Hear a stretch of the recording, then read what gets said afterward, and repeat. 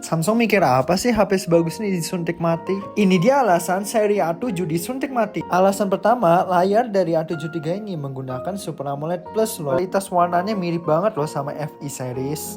Kedua, kualitas kameranya cukup jauh ya dibandingkan seri A5. Kualitas kayak gini udah nyenggol-nyenggol flagship sih. Detail dan warnanya khas banget. Prosesor kencang, kamera bagus, plus baterai jumbo habis 5000 mAh. Perpaduan sempurna kayak gini ya bikin Samsung juga ketar-ketir sih jual. Kalau bisa dijual mahal sih gas, tapi ini seri A pastinya dijual murah. Daripada bikin bingung pasar, mending gue suntik mati.